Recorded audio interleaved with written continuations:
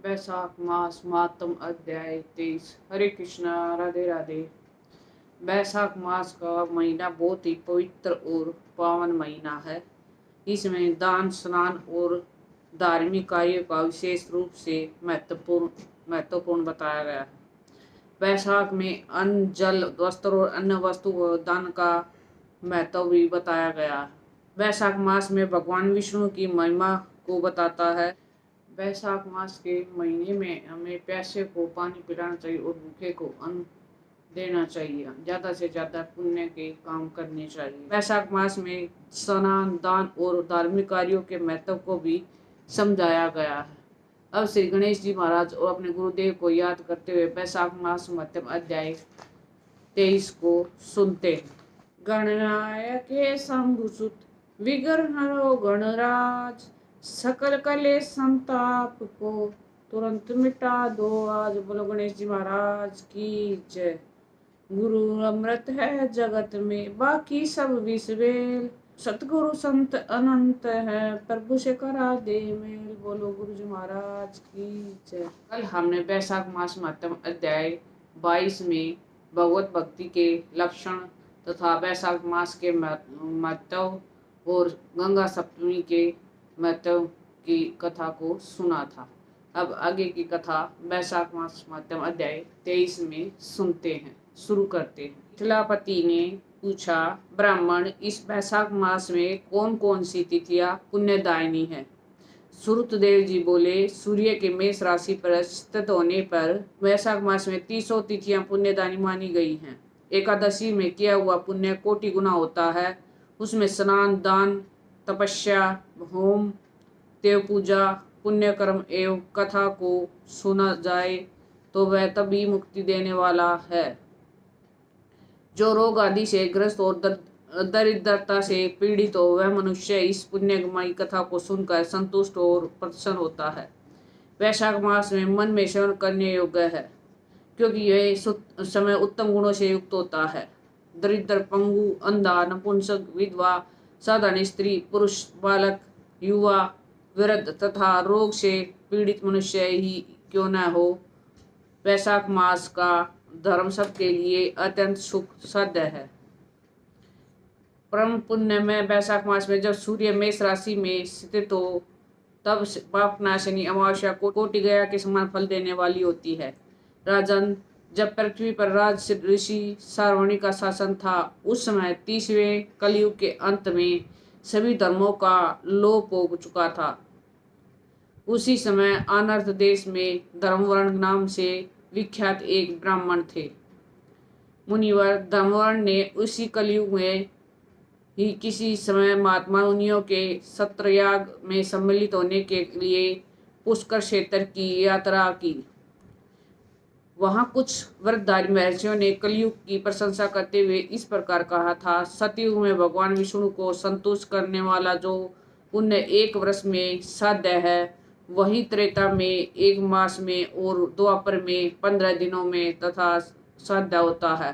परंतु कलयुग में भगवान विष्णु का स्मरण कर लेने से ही उसमें से 10 गुना पुण्य प्राप्त होता है।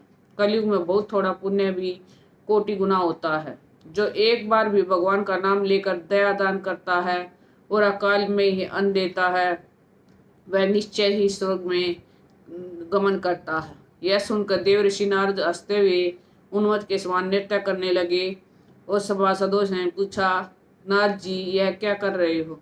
क्या बात है? तब बुद्धिमान नारद जी ने हंसते हुए उन सबको उत्तर दिया, आप लोगों का कथन सत्य है। इसमें संदेह नहीं कि कलयुग में बहुत थोड़े शुभ कर्म से भी महान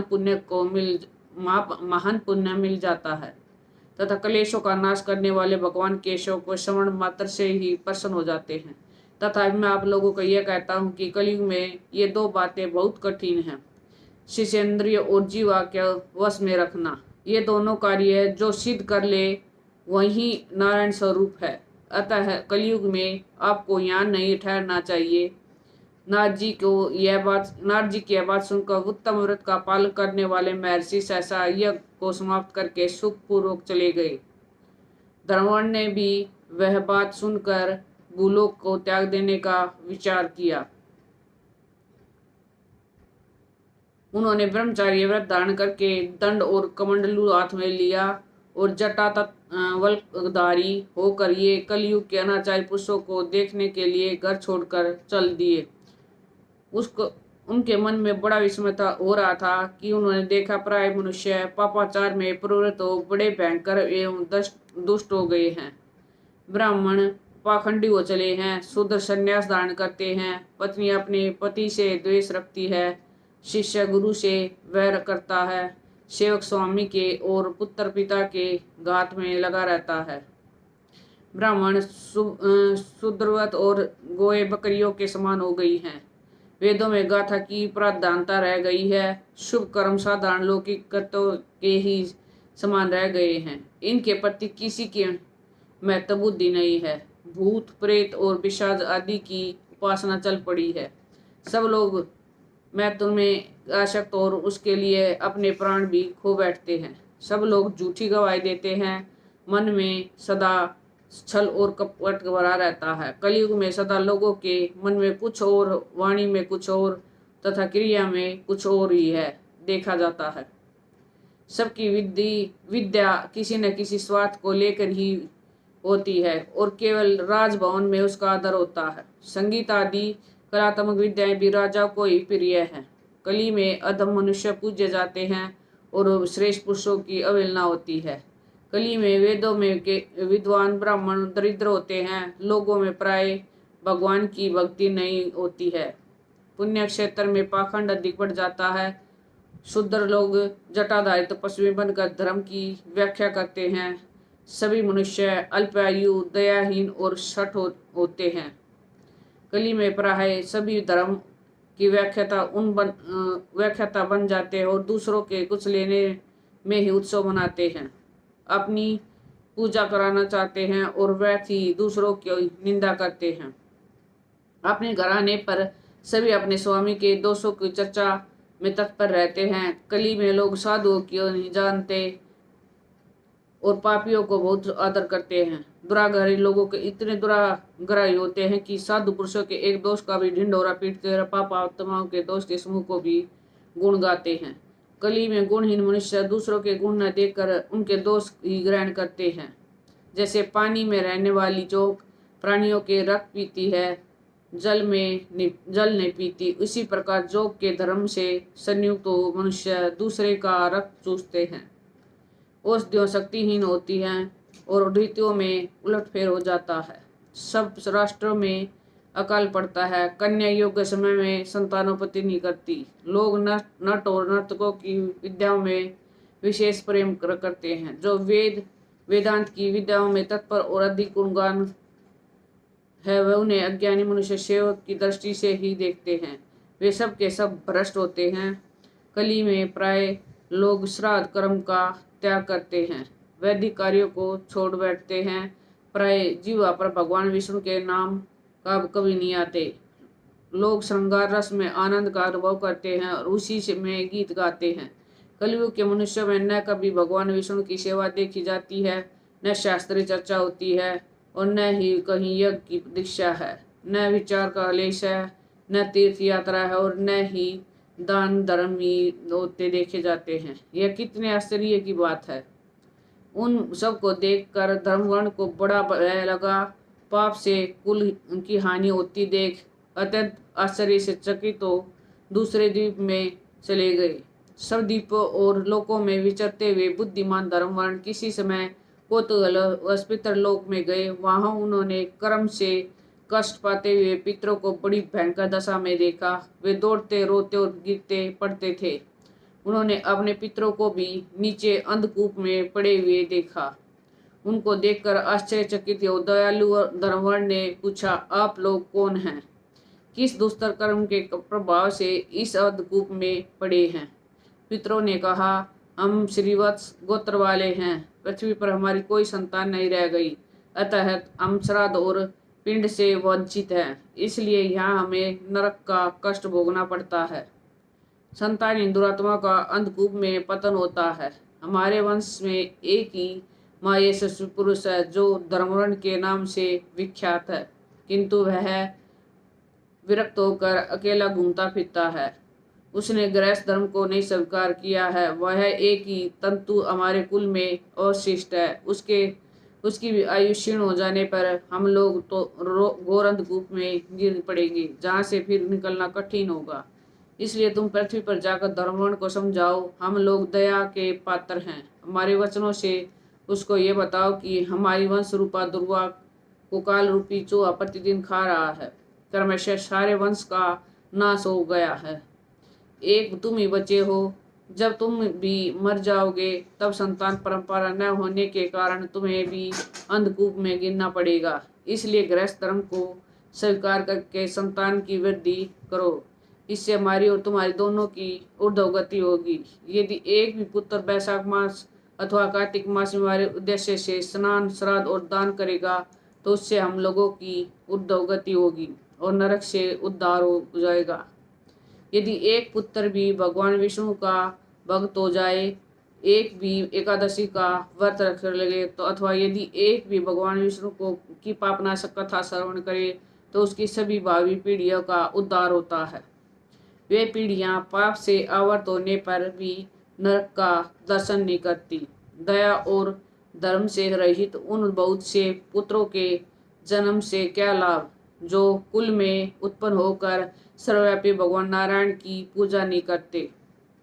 इस प्रकार प्रिय वचनों के द्वारा धर्मवर्ण को समझाकर तुम उसे विरक्तिपूर्ण ब्रह्मचर्य आश्रम से गृहस्थ आश्रम में प्रवेश करने की सलाह दो।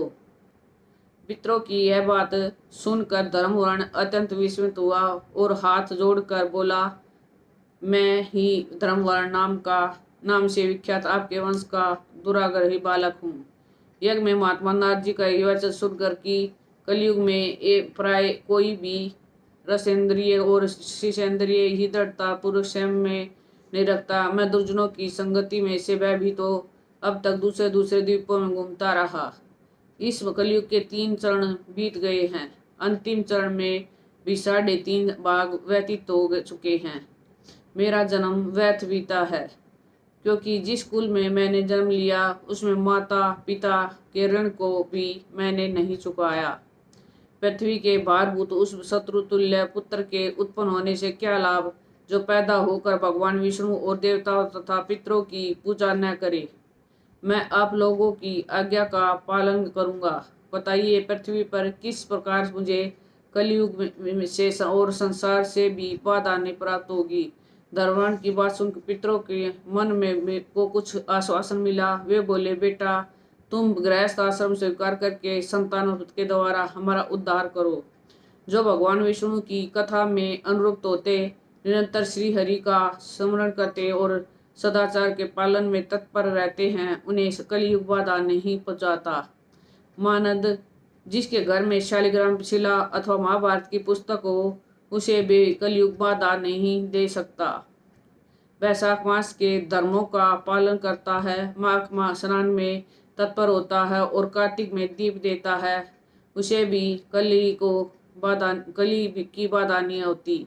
जो प्रतिदिन महात्मा भगवान विष्णु की पापनाशक मोक्षदायिनी दिव्य कथा को सुनता है, जिनके घर में बलि वैश्वदेव होता है, शुभ कारण तुलसी स्थित होती है तथा जिनके आंगन में उत्तम गौ रहती है, उसे भी कलयुग बाधा नहीं देता। अतः इस पापात्म युग में तुम्हें कोई भय नहीं है। बेटा शीघ्र पृथ्वी पर जाओ, और इस समय वैशाख मास के चल रहा है, यह सबका उपकार करने वाला मास है। सूर्य की मेष राशि में स्थित होने पर 30 तिथियों पुण्यदायिनी मानी जाती है।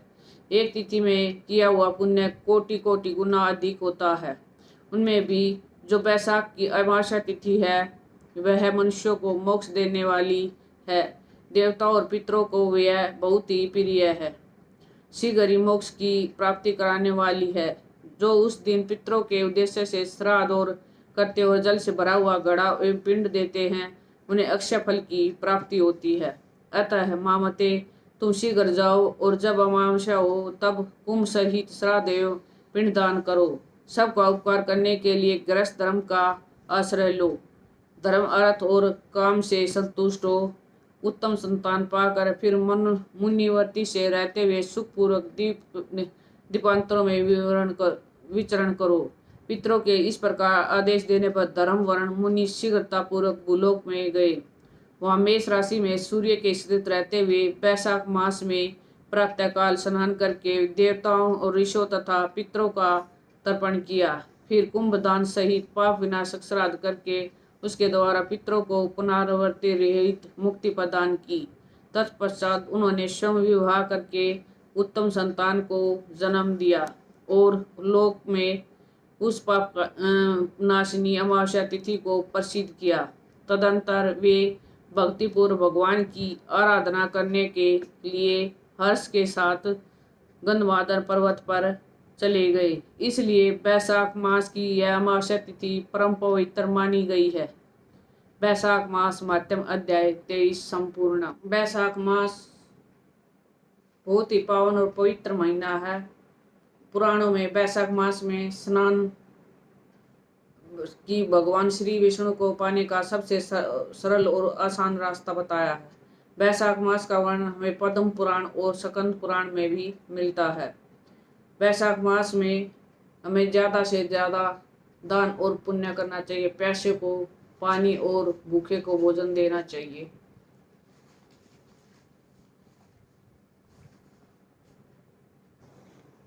अंत में देखो, इस अध्याय में हमें बहुत ही सुंदर वैशाख मास के माध्यम का फल बताया है। हमें किस चीज का दान करना चाहिए और हमें इस दान का क्या फल मिलता है, इस बारे में बताया है। अंत में एक बात बताती हूँ कि मनुष्य जीवन मिलना बहुत ही कठिन है, इसका सदुपयोग कर लो। अगर मानव जीवन मिला है तो भगवान की कृपा भी मिली है, तो हमें तभी तो हम भगवान का यह माफलकारी माध्यम सुन पा रहे हैं। तभी हमें यह पता चलता है कि हम पर भगवान की कृपा है। सोचो हम कितने ज़्यादा भाग्यशाली हैं। हम अपने जीवन का अधिक से अधिक प्रयोग करके अधिक से अधिक लाभ उठाएं और जीवन के में सुंदर कर्म करें, ताकि जीवन मरण से छुटकारा मिल जाए। और हमेशा याद रखें कि ये जीवन क्षणभंगुर है, अभी नहीं। क्यों हम अपने इस मनुष्य जीवन का फायदा उठाए और ज़्यादा से ज़्यादा नाम जाप करके शक्ति मुक्ति भक्ति सब कुछ पास के। इसलिए हमें ज़्यादा से ज़्यादा नाम जाप कर ले, प्रेम से, मन से, भाव से हर समय नाम जाप करते रहे। हरे कृष्णा कृष्णा कृष्णा हरे हरे, हरे Ram Ram Ram Hare Hare. Please in video को ज़्यादा से ज़्यादा शेयर कीजिए, अपने शास्त्रों का ज़्यादा से ज़्यादा प्रचार कीजिए। ये भी एक सेवा है। राधे राधे।